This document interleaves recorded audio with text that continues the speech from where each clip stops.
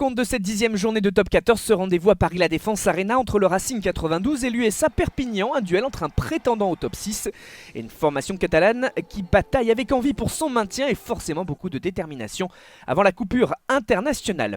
Et une pénalité d'Antoine Gibert permet aux Ciel et Blancs de prendre le score 3-0, mais ce sont les Sankéors qui initient ce premier mouvement d'envergure. Tilsley refoulé mais qui mobilise 3 adversaires, libération rapide de l'espace du coup sur les extérieurs, passe sur un pas et Tristan Teder a pu marquer le premier essai de la partie. Prime à l'efficacité pour l'USAP et surtout l'adaptation face à la défense francilienne. Perpignan qui reste devant d'un point peu avant la demi-heure de jeu, qui joue vite pour s'adapter à la situation. Acebes qui temporise et remise intérieure pour son arrière Boris Goutard, les crochets, l'enfilade dans la défense pour le deuxième essai de l'USAP. Les Catalans réalisent une grosse entame et se montrent en plus efficaces. 14-6 pour les visiteurs après la transformation. Moment choisi pour voir le Racing réagir, forcément piqué au vif. Les Racingmen essaient d'enchaîner dans les 22 mètres adverses. Des charges qui se répètent. Des temps de jeu qui se succèdent.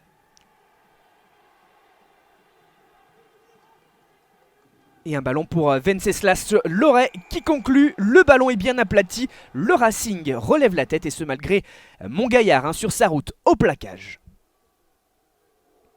Ce sera transformé d'ailleurs.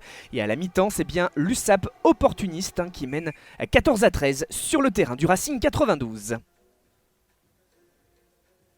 La seconde période redémarre avec rythme, ce dégagement des Catalans et la relance des Franciliens. Russell à la course, fin de passe, Chistera pour donner après contact vers Louis Dupichot, le débordement dans le couloir, la remise vers l'intérieur et Maxime Baudonne peut finir le coup. Le Racing marque cet essai qui le fait passer devant au tableau d'affichage et quelle action surtout.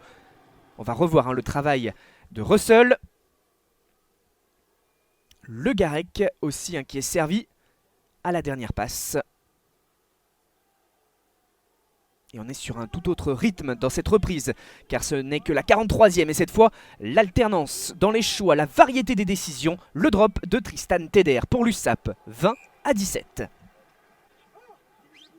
Et même 20-20, après une autre pénalité à la 58e, l'heure de jeu cette fois, les Franciliens plus dynamiques dans leur mouvement offensif, à l'image de Sailly qui s'arrache pour essayer de se démarquer, ballon qui peut sortir vers Finn Russell, c'est aplati et c'est un nouvel essai du Racing qui reprend l'avantage.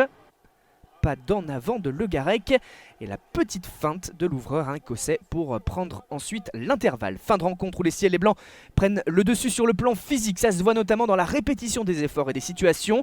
Du jeu direct près de la ligne, pour l'instant l'USAP repousse, mais ça pousse justement, encore Russell et Sailly.